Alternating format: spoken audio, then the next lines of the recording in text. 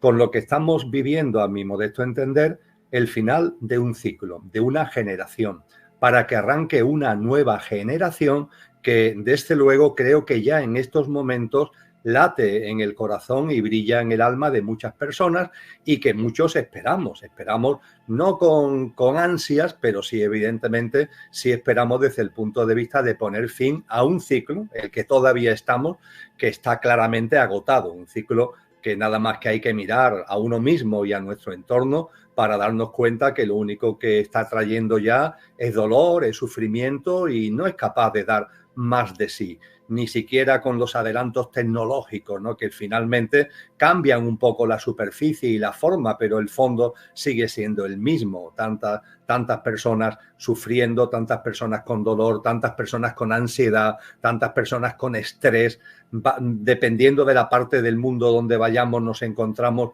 que prevalece un sufrimiento u otro. En un sitio es el hambre, en otro sitio es la guerra, en otro sitio es la ansiedad, en todo Occidente es el estrés y una dinámica de vida alocada donde siempre vamos corriendo pero no sabemos a dónde. Todo esto es una manifestación de que este ciclo en el que estamos es un ciclo que está agotado y lo que estamos viviendo es la transición, podríamos decir, los preámbulos de la transición a un nuevo ciclo humano.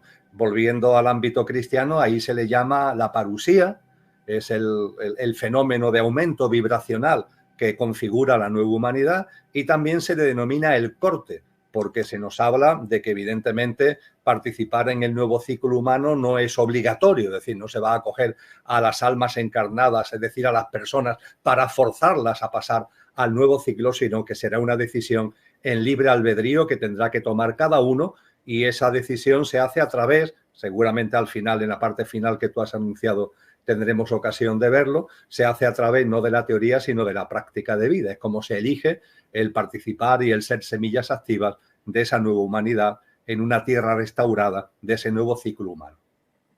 Y supongo que para llegar a ese nuevo ciclo, a esa transformación de la humanidad, todo lo viejo, lo que conocíamos, debe ser destruido o transformado, ¿no? Y por eso crees que estamos en este periodo en el que, fíjate, estamos prácticamente al borde de una tercera guerra mundial, según parece, que es de eso te quería preguntar, sobre tu punto de vista de esta situación de tensión geopolítica, social, económica, que va aumentando y da la impresión de que el sistema tal y como lo conocemos del mundo occidental está a punto de colapsar. ¿Nos puedes contar tu punto de vista al respecto? Ciertamente, lo que estamos viviendo y vamos a vivir cuando hago referencia al final de una generación humana para que comience un nuevo ciclo, eso no es un castigo, ni es una mala noticia. Es una maravillosa noticia, es toda una bendición. Es decir, que este ciclo, bueno, que ha tenido su sentido evolutivo, porque todo tiene su porqué y su para qué, pero que este ciclo tan prolongado que está en estos momentos en sus estertores con tanto dolor y con tanto sufrimiento, como decía antes, concluya, eso no es una mala noticia, es algo maravilloso que también, como indicaba hace un momento, ya late en el corazón y brilla en el alma de muchas personas. Igualmente creo que es importante que tengamos en cuenta que cuando se habla de final de un ciclo, ya los maestros y maestras hace mucho tiempo nos lo enseñaron, el tiempo, lo que llamamos tiempo, Isabel, tiene dos grandes manifestaciones, el tiempo material y el tiempo espiritual. Por ejemplo, los sabios de la antigua Grecia al tiempo material lo llamaban cronos, de donde viene cronómetro, los calendarios, en fin, el tiempo convencional que marcha de forma lineal. Y también hablaban de kairos, que es el tiempo espiritual. Y ellos nos decían que cuando estemos en nuestro desenvolvimiento evolutivo, vamos a llamarle normal, el protagonismo es de Cronos. Cronos es el que lleva la batuta. Pero cuando nos acerquemos, como si fuera el lecho de un río, como si fuera el curso de un río, cuando nos acerquemos al final del ciclo, para que se inicie otro ciclo, podríamos decir que aquí hay una catarata, ¿no?, que es lo que marca el final del ciclo y el inicio del siguiente, Kairos es el que toma el manto. Es decir, Cronos pasa a una segunda posición y es Kairos, el tiempo espiritual, el que toma el mando. Y Kairos no es lineal, no es siempre igual. Segundos, minutos, horas, días, semanas, meses, años, no. Kairos se acelera, es un tiempo de aceleración. Y ese tiempo de aceleración conlleva que en nuestro discurrir cotidiano pasen dos cosas. Sentimos un removimiento, porque claro, el lecho del río, como se va acercando a la catarata, se empieza a remover cada vez más, mucho removimiento, y junto con el removimiento, aceleración. El sentimiento de que todo pasa muy rápido, de que el tiempo vuela, ¿no? Aceleración y removimiento, removimiento y aceleración son señales de que estamos precisamente inmersos en el final de esta generación humana para que arranque cuando corresponda una nueva generación. Y junto con eso, y esto va ya más a la mano de lo que es tu pregunta, lo que otras tradiciones, por ejemplo, tradiciones mesoamericanas o de América Latina, como la tradición maya, llamaron la sala de los espejos. Es decir, el anuncio de que cuando estemos precisamente en ese momento de final de un ciclo, para que cada uno en libertad, en libre albedrío, elija el camino, si quiere de verdad participar en ese nuevo ciclo humano o se queda anclado, no se queda de alguna forma pillado, apresado, pero por decisión propia en el antiguo ciclo, para que esa decisión sea una decisión consciente, todo tiene que estar a la vista. Es decir, la sala de los espejos es una preciosa metáfora del hecho de que en momentos como los que estamos viviendo, todo está a la vista. Eso sí, para el que quiera ver, claro, porque eso también es una decisión de cada uno. Ahí están las cosas cada vez más evidentes para el que quiera ver. Y ojo, cuando hablamos de que está todo a la vista, no solamente lo colectivo, que por supuesto, sino también lo personal. También en tu propia vida, también en tus conductas y en tus comportamientos. Entonces, cuando unimos la sala de los espejos con el protagonismo de Kairos, con el removimiento y la aceleración, pues nos encontramos un cuadro que dibuja muy bien la realidad que estamos viviendo en estos momentos, que efectivamente es una realidad donde los removimientos, la aceleración, donde lo que ha estado escondido, estrategias, estratagemas, manipulaciones, tensiones, todo cada vez está más a la vista y claro, todo esto a su vez, como no se viva con conciencia, que es la clave, origina mucha confusión, origina mucha frustración y puede originar mucho abatimiento en las personas. De ahí que es muy importante que razonemos, porque es muy importante la trascendencia y el discernimiento, la trascendencia para tener una visión de la vida que no se quede en lo superficial y material, y el discernimiento porque hace falta usar nuestras capacidades intelectuales, nuestras capacidades de lo que se llama en psicología la mente abstracta, ¿no? Los niveles superiores de la mente que nos permiten desde la sed de verdad entender lo que está ocurriendo. Es muy importante esto porque ciertamente este final de ciclo va a estar marcado por tensiones y removimientos cada vez mayores. Y además, para colmo, para cerrar esta respuesta a tu pregunta, hay en esta humanidad personas interesadas en que ante el nuevo ciclo el menor número de personas en libre albedrío puedan participar en él. Y eso ya completa el cuadro. Es decir, no es solo que estemos terminando un ciclo para que inicie otro con todo lo que conlleva esa transición en los términos que estoy exponiendo, sino que en esta humanidad hay gente que lo que quiere precisamente es que sabiendo todo esto, porque lo saben muy bien, el menor número de personas participen en el nuevo ciclo y se queden como anclados y anquilosados en la realidad que estamos viviendo. Esas gentes que están empeñadas en esos, además, son aquellos que en estos momentos dominan el sistema socioeconómico y a través del dominio del sistema socioeconómico también controlan el entramado político e institucional a escala internacional, a escala mundial y controlan el complejo tecnológico militar. Y están utilizando todo ese poder y todos los resortes reales y potenciales que tienen a su mano para que la confusión, para que el abatimiento, para que la inconsciencia sea lo que prime y el menor número de personas posibles puedan participar de algo tan maravilloso como el poder vivir la transición y el poder realizar ya una práctica de vida en un ciclo humano que será comparado con este radicalmente ejemplar. Y en este punto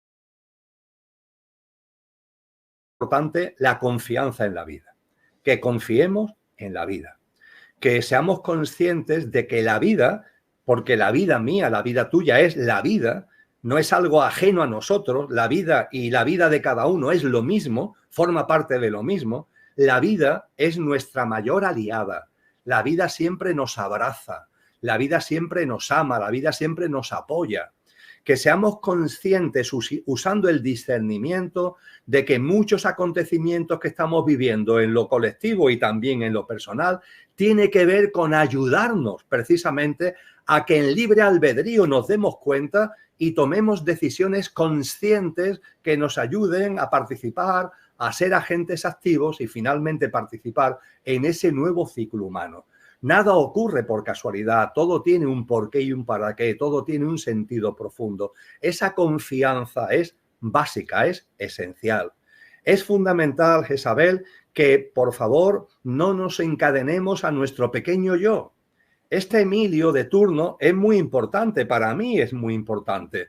Bueno, es mi soporte vital precisamente para poder vivenciar la experiencia humana. Pero todos somos más que el Emilio de turno. Tú eres más que Jezabel, yo soy más que Emilio. El recordatorio de eso, si antes hablaba de la confianza, esta visión trascendente de nosotros mismos, que en nosotros hay un componente que no conoce la muerte, que cuando se produce la muerte física sigue vivo, que en nosotros hay, por tanto, una esencia más allá de la apariencia, con el nombre que le queramos dar a esa esencia, el que cada uno considere oportuno, eso también es crucial. Confianza en la vida y visión trascendente de la vida y de uno mismo. Y con esos dos pilares de la confianza y de la trascendencia, intentar sobre esas herramientas que la armonía, el equilibrio, la tranquilidad, el sosiego, se haga presente en nuestras vidas. Me gusta. Las personas que dominan la minoría, muy exigua, ¿no? Eso que tú has denominado acertadamente élite, que domina el sistema socioeconómico, y como antes decía, son muy pocos, por cierto, muy pocos, porque la economía está en manos de muy pocas personas, cada vez de menos, por cierto, porque cada vez hay una mayor concentración de capital a nivel mundial. Esas personas que dominan el sistema socioeconómico, decía antes, que también controlan el entramado político institucional a nivel mundial, a nivel global. Los gobiernos ya no son gobiernos reales, están bajo la batuta de esos poderes económicos que son los que de verdad toman las decisiones importantes. Sí, las domésticas tontonas, entre comillas, que la tomen esos gobiernos, pero las fundamentales, las que de verdad son los pilares básicos de la sociedad, las toman ellos y los gobiernos no son sino marionetas a su servicio. Y también esos mismos que dominan el sistema socioeconómico tienen en sus manos todo el complejo tecnológico y el complejo militar. A partir de ahí es muy importante, aparte de darnos cuenta de esto, que creo que ya es bastante evidente, porque ellos mismos nos están aportando estadísticas que ponen de manifiesto cómo unos pocos fondos de inversión, unas pocas grandes transnacionales son los que dominan la economía mundial. Esto cada vez es más evidente y ellos mismos lo están mostrando con mucha claridad. Lo que ellos todavía están no poniendo de manifiesto, pero lo pondrán, lo están haciendo no de manera directa, que lo harán, ahora lo están haciendo de manera indirecta, es que ellos tienen creencias espirituales. Y sé que esto puede causar sorpresa, que esta gente que están ahí maniobrando, originando tanto dolor y sufrimiento a nivel mundial, y no solamente a los 8.000 millones de seres humanos, sino a los reinos de la naturaleza, a la madre tierra, a tantos seres vulnerables e inocentes, que esta gente tiene creencias espirituales. Anda ya, hombre, esto sí que no me lo puedo creer. Pues sí, tienen creencias espirituales. Lo que ocurre es que sus creencias espirituales son involutivas, porque hay una espiritualidad evolutiva, que es la que comúnmente llamamos espiritualidad, el intentar ser mejor persona, el intentar vivir de una manera más acorde con la realidad humana y con la realidad natural, en fin, lo que es la espiritualidad y la trascendencia evolutiva. Pero ojo, también hay una espiritualidad involutiva, Todas las tradiciones nos han hablado de esta espiritualidad involutiva con distintos nombres. En el ámbito occidental se utiliza el nombre de Satanás, de todos los ángeles caídos, demonios que están a su servicio, pero si nos vamos a otras tradiciones, a otras culturas, con distintos nombres nos están hablando de lo mismo, porque hay una espiritualidad involutiva. Y esta minoría que está ahí moviendo los hilos para configurar el nuevo orden mundial al que hacía referencia anteriormente, que tiene como objetivo primordial convertir al ser humano en infrahumano, para que no participe en la configuración del nuevo ciclo y en lo que el nuevo ciclo va a traer consigo, esa minoría tiene creencias espirituales involutivas y reverencian y adoran a las figuras espirituales involutivas, con nombres, por cierto, que vienen muy de antiguo. Ellos no hablan de Satanás, no hablan de los demonios, utilizan denominaciones que tienen que ver con los dioses sumerios, con determinadas deidades caldeas, pero que representan precisamente a lo que nosotros llamamos lo diabólico y lo satánico. El nombre es lo de menos, ellos usan nombres muy antiguos. Esto lo sabemos cada vez más porque hay mucha filtración de información. La plataforma Wikileaks, que ha sido tan perseguida, precisamente empezó a ser especialmente perseguida cuando empezó a difundir documentación sobre estas creencias espirituales involutivas de esa minoría que rige actualmente el sistema socioeconómico y a partir de ahí rige este mundo. Tienen creencias espirituales involutivas. La involución espiritual se caracteriza especialmente por los rituales. La espiritualidad de verdad no es ritualística. En este sentido, ojo, porque religiones que se consideran espirituales evolutivas caen en esta trampa con mucha facilidad. No. Lo ritual, las grandes celebraciones, las ceremonias pasionales, emocionales, eso tiene que ver con lo involutivo, no tiene que ver con la espiritualidad evolutiva. Con lo que estas creencias espirituales involutivas siempre han sido muy dados a la ritualística y al uso de la simbología.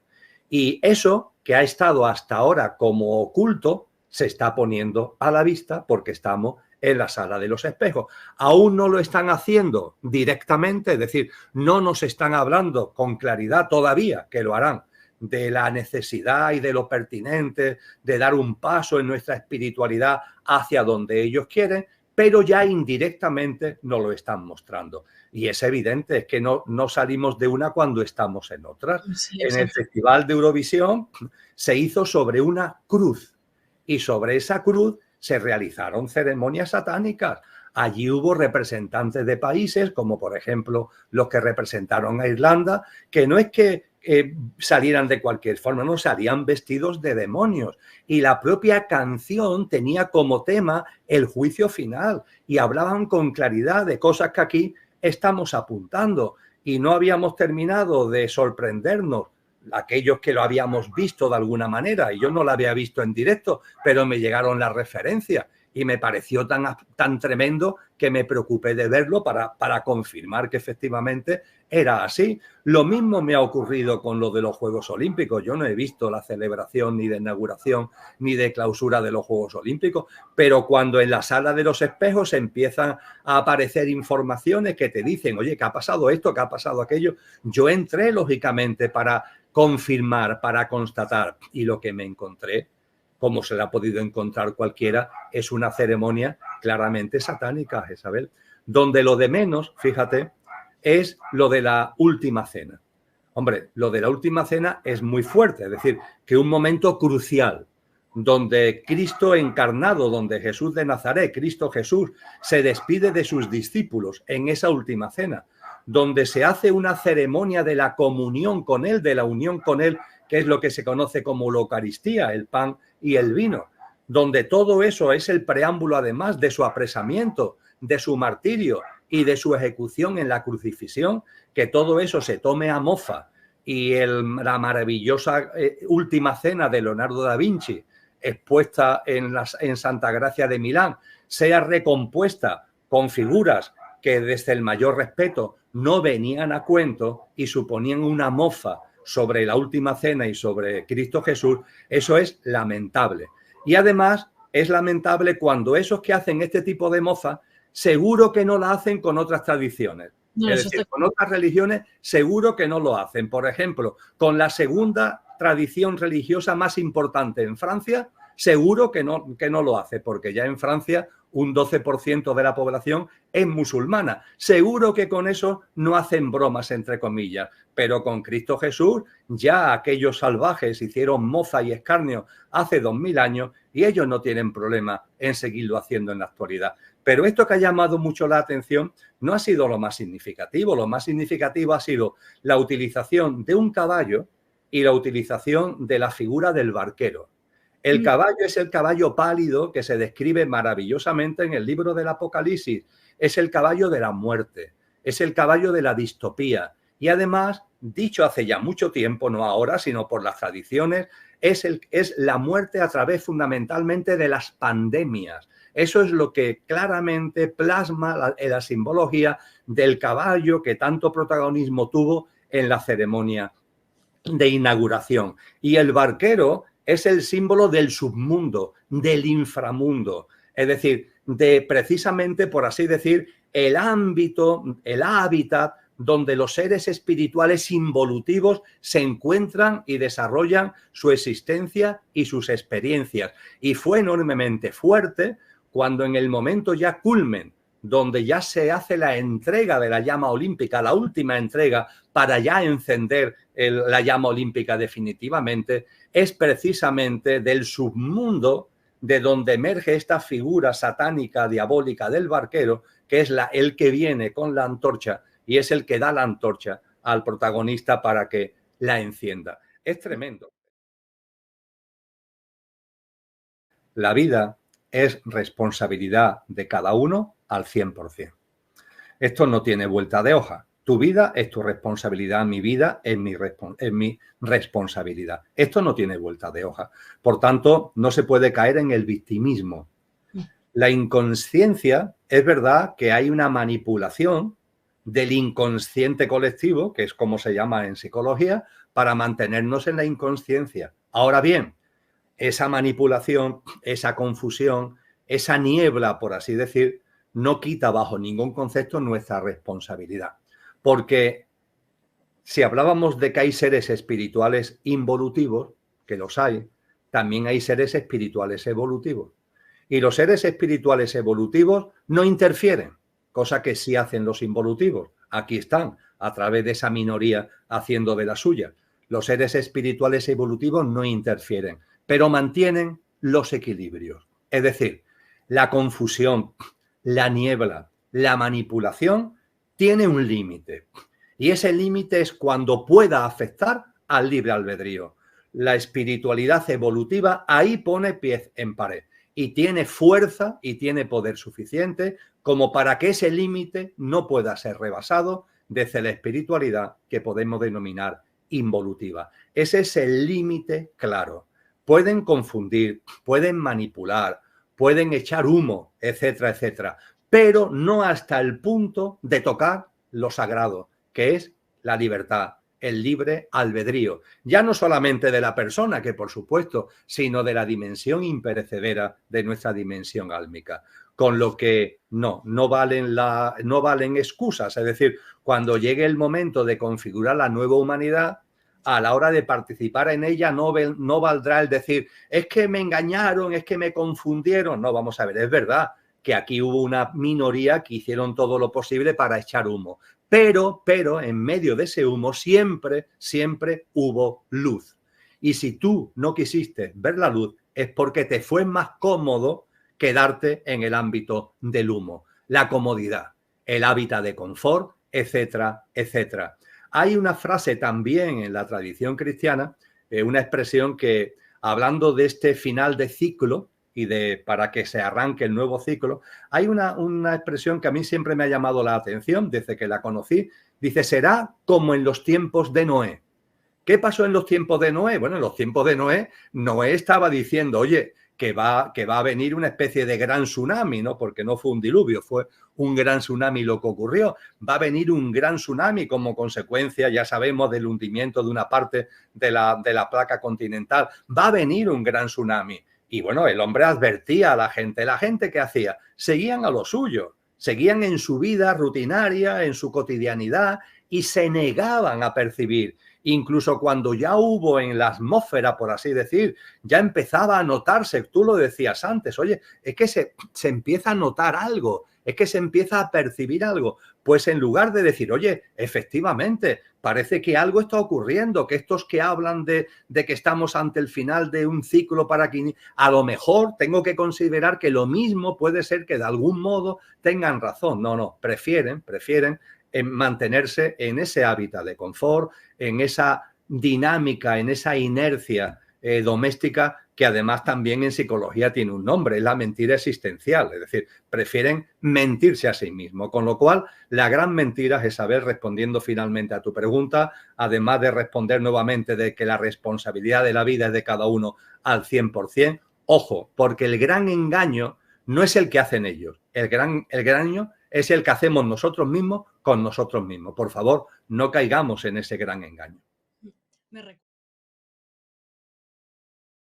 Que se hace tantísimo hincapié. Esa fecha es la que los poderes de este mundo han establecido como referencia para la instauración del nuevo orden mundial. Transhumanismo, infrahumanismo, una humanidad convertida, lo van a intentar, controlada por completo a modo de granja, y ellos han puesto la fecha del 2030 como referencia. A partir de ahí, son inteligentes, ellos van evaluando hasta qué punto el calendario, el programa, se va desarrollando conforme a lo previsto para que en el 2030 ese nuevo orden mundial sea una realidad. Un nuevo orden mundial donde a la hora de percibir sus señas de identidad hay muchas, pero en fin, hay una muy importante, el sistema de gobernanza global. Ya sabemos que los gobiernos no gobiernan en lo realmente importante, es el sistema, en la minoría que domina el sistema, los que realmente gobiernan el mundo. Es un gobierno en la sombra. Pues bien, el nuevo orden mundial, ese gobierno en la sombra, tiene que dejar de estar en la sombra. Tiene que verse ya con claridad. Forma parte también de la sala de los espejos. Y para ello, las grandes cuestiones no pueden estar en manos de los gobiernos. Tienen que ser llevados a ámbitos de organismos internacionales a nivel mundial que tomen, ya lo hacen bajo cuerda, pero se trata de que ya se haga de manera manifiesta y aceptada, que es también el gran reto que ellos tienen, que la gente además lo acepte. Fíjate que comenzaron con la economía. Hace ya tiempo crearon organismos internacionales, el Fondo Monetario Internacional, el Banco Mundial, organismos de bancos centrales que emiten moneda, la Reserva Federal Americana o el Banco Central Europeo, cuyo dominio va mucho más allá de un país para gestionar un sistema de gobernanza global en materia económica. Han seguido con el ámbito de la salud, todo lo que se ha venido haciendo en los últimos tiempos para que ante situaciones de crisis sanitaria las grandes decisiones sean tomadas no por los gobiernos, sino por la Organización Mundial de la Salud, porque claro, como los problemas son globales, las soluciones tienen que ser globales, y bajo esa misma retórica lo que ha pasado en la economía se intensificará, lo que ha pasado en la salud se intensificará, pero tienen que ir también convirtiendo en sistema de gobernanza global más cosas. Por ejemplo, la cultura, por ejemplo, la educación. Eso es lo que en el Pacto del Futuro que se firma, que se acuerda en la Cumbre del Futuro de la segunda quincena de septiembre, es uno de los pilares fundamentales. Dice ese texto que hay que dejar atrás lo multilateral para convertir todo en global. No puede haber una gobernanza multilateral, dice ese Pacto por el Futuro. Tiene que transformarse en una gobernanza global. Esto es una seña de identidad muy importante de lo que será el sistema que quieren instaurar y han tomado como referencia el año 2030. Y como antes decía, conforme nos vamos acercando a esa fecha, ellos tienen distintos resortes para que si las cosas van bien encaminadas no lo utilizarán, pero si tienen que apretar el botón de una crisis sanitaria, si tienen que apretar el botón de un gran conflicto bélico, si tienen que apretar cualquiera de esos shocks globales del informe al que antes hacía referencia de Naciones Unidas de marzo del 2023 sobre plataformas de emergencia, pues lo irán tocando, lo irán poniendo de manifiesto. Y no quiero dejar aunque sé que son ya muchas cosas, Isabel, pero no quiero dejar de referirme a lo siguiente. Ese nuevo orden mundial, que tiene un pilar fundamental en el sistema de gobernanza global, aunque tiene más cosas, que ellos han tomado como referencia el año 2030, que tienen distintos botones y resortes para ir tocando con el objetivo de que en el 2030 esto sea una realidad, tiene distintos problemas a la hora de llevarlo a cabo. Evidentemente, hay un problema para ellos grave, y es que hay muchas personas conscientes que no estamos dispuestos a caer en la connivencia. Es decir, ellos pueden construir lo que les dé la gana, que yo no voy a vivir como ellos quieren. Ellos pueden hacer el nuevo orden mundial, el sistema de gobernanza global, me pueden prometer milongas de el uso de la tecnología para vivir más años porque no sé qué y no sé cuánto, me pueden intentar convencer de que ellos aportan salud cuando en realidad es la industria de la enfermedad. En fin, todo eso lo pueden intentar hacer ellos, pero aquí estamos nosotros para no caer en la connivencia, como decía antes. Bien, intentarán apretarnos por un sitio y por otro, utilizando los resortes que antes decía, pero la decisión finalmente es nuestra, porque la vida es responsabilidad de nosotros, de cada uno, al 100%, como decíamos antes. Y junto con eso, hay otro problema para ellos, y es que desde la dinámica de lo involutivo, de lo satánico, durante siglos, la forma de controlar a la gente, al rebaño, como ellos dicen, ha sido lo caliente. Es decir, nos han venido dominando desde la violencia, desde la opresión, desde la represión, también desde la incitación a emociones, a pasiones, a perturbaciones mentales, todo muy removido, todo muy caliente. Ahora, para el nuevo orden mundial, transhumanismo, tecnologías, mundo virtual y artificial, lo caliente se deja a un lado para que tome protagonismo lo frío. De lo caliente vamos hacia el enfriamiento.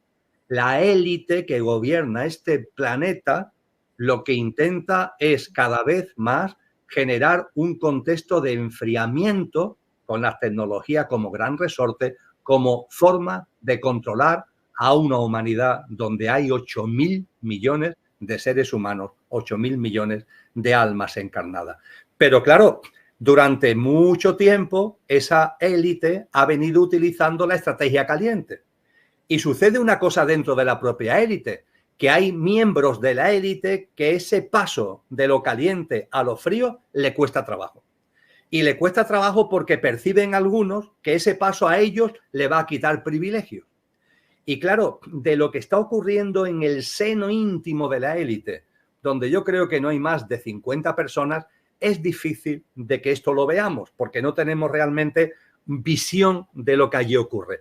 Pero claro, ese círculo 1, por así decir, tiene otros círculos alrededor que actúan bajo su dominio.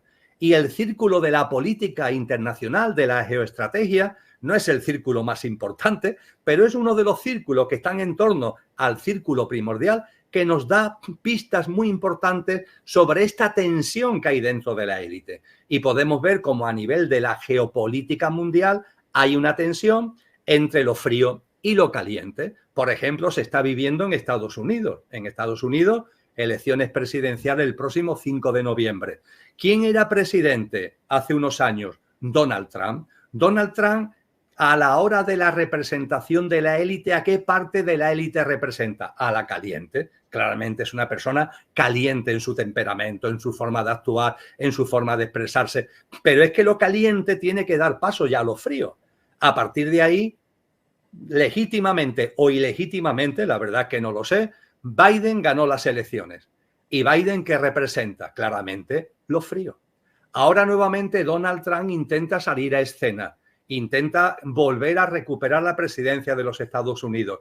Para la élite que de verdad manda, no la élite que no sé, que está como a paso cambiado, que no termina de ajustarse y está perdiendo poder. para élite que de verdad manda, eso no puede suceder. Yo no tengo ninguna duda que Harris, la vicepresidenta de Biden, va a ganar las elecciones americanas. De una forma o de otra va a ganar las elecciones americanas porque el sistema va caminando hacia lo frío y eso que se ve en el seno de la élite, que se vive en el seno de la élite, pero que no podemos verlo, lo podemos ver en el contexto político internacional. Un contexto político internacional donde China es la gran manifestación de lo que significa lo frío, el enfriamiento. Podríamos decir que es el gran modelo a seguir a nivel mundial cuando hablamos de lo que ellos quieren desde el punto de vista del transhumanismo, del control a través de las tecnologías de la población, etcétera, etcétera. Y hoy día, a nivel de la política internacional, no estamos hablando de un país cualquiera, tenemos que irnos a las grandes referencias de geoestrategia. Esta tensión que hay entre lo frío y lo caliente es muy perceptible. Esto genera, en el proceso de aquí al 2030, genera tensiones entre ellos que también tendrán que reajustar. Lo que está claro es que los fríos son los que tienen el mando ya en estos momentos y eso cada vez será más claro y más meridiano. Hay un hecho básico, Isabel, que por muy poquito en fecha no estoy en condiciones de responderte. Es lo que va a pasar en la cumbre del futuro. Es decir, si la cumbre del futuro, el documento que ya está en la web de Naciones Unidas, esto no es ningún secreto, uno entra en la web de Naciones Unidas, verá el gran anuncio de la cumbre del futuro y todos los documentos que lo acompañan y se puede acceder al pacto del futuro. Si ellos consiguen aprobar unánimemente con el gran apoyo de todos los dirigentes mundiales, como ellos dicen, están convocados 193 países. Si ellos consiguen aprobar el Pacto por el Futuro, yo creo que ellos no se ven ante la urgencia de provocar ningún shock. No se ven ante la urgencia inmediata de tener que tocar ningún botón. ¿Entiendes? Es decir, si la cumbre del futuro ellos consiguen lo que quieren, yo creo que lo que nos queda del año 2024 van a ser, entre comillas, más de lo mismo. Es decir, lo que estamos viviendo ahora. Tensiones, sí. Tensiones, además, que para los que están en el territorio son más duras, evidentemente. Desde Ucrania hasta Gaza.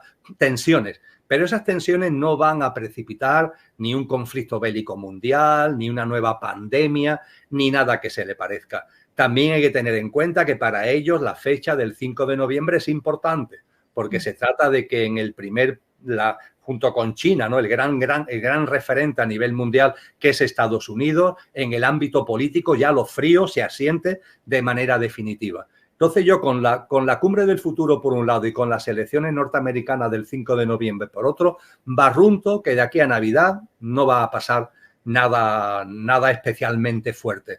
Para el 2025 no me atrevo todavía a dar una especie de prognosis, Isabel.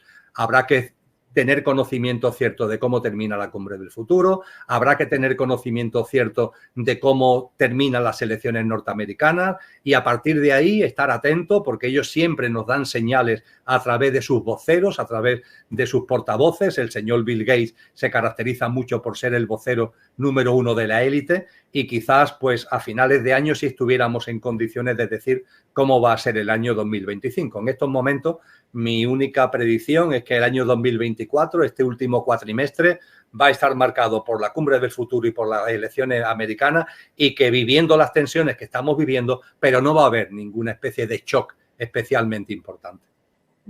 Y ya última pregunta y terminamos y te dejo ir.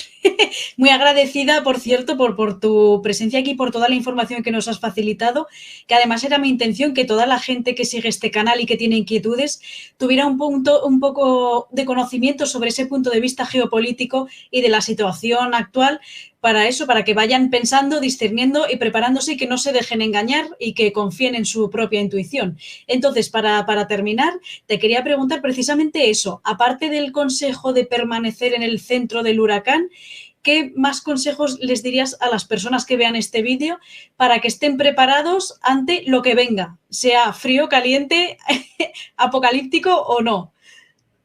Pues se trata, se me ocurre a bote pronto escuchando tus lindas palabras, Isabel, se trata de cultivar.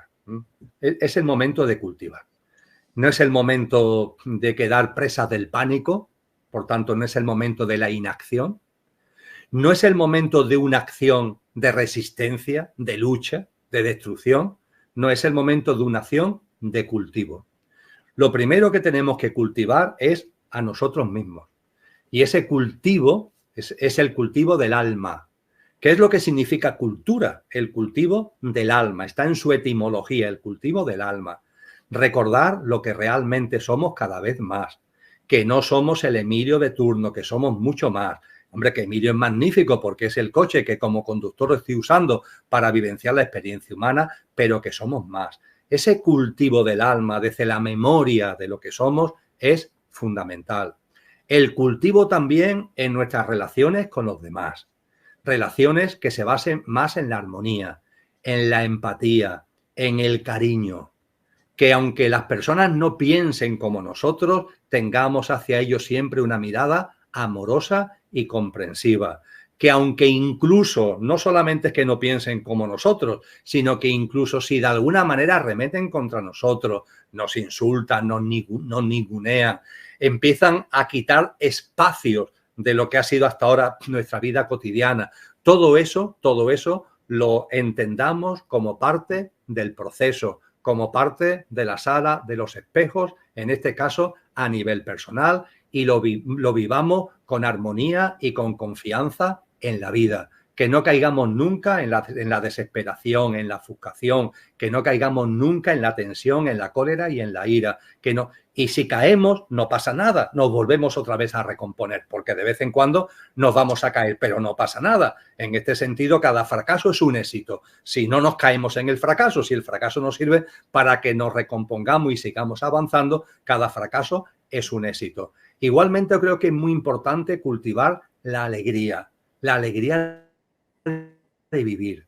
Y para esto creo que es fundamental recuperar el contacto con la naturaleza, enormemente significativo para mí. Es muy importante que miremos el cielo nocturno, las estrellas y los astros. Es muy importante que miremos la naturaleza, el parque más cercano a nuestra casa, que recuperemos ese contacto con la naturaleza en los tiempos que tengamos de ocio, yo qué sé, en los fines de semana, en periodos vacacionales, que recuperemos el contacto con la naturaleza, porque ahí hay una vida maravillosa que nos está gritando permanentemente acerca de lo que la vida es de verdad, y que eso nos vaya llenando de una alegría íntima, que no es una alegría de esta de dar saltos como loco, ¿no? Es una alegría íntima, es un contentamiento, es una felicidad incausada. Creo que esto también es muy importante. Y desde luego vivir compasivamente, con la mano tendida. Esto no significa caer en el buenismo, no. Hay que también cada uno tenemos que saber hasta dónde podemos llegar,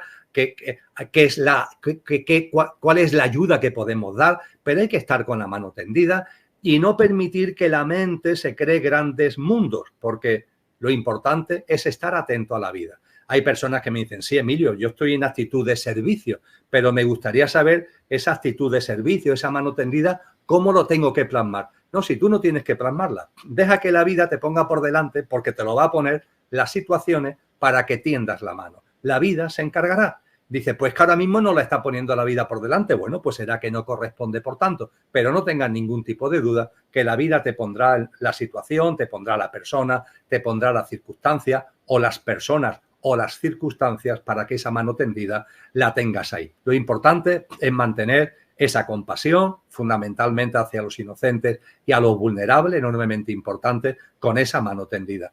Y no me cansaré de repetirlo, lo decía antes, oye, vamos a ser buenas personas, vamos a ser de verdad buenas personas, con esa visión trascendente de la vida y sabiendo además que esto no es permanente. En la vida todo es movimiento, los movimientos nos lo enseña el universo entero, en la vida todo es movimiento. Los movimientos se expresan siempre en ciclos. Y el ciclo humano que estamos viviendo es un ciclo agotado, que está terminando y que va a dar paso a un nuevo ciclo.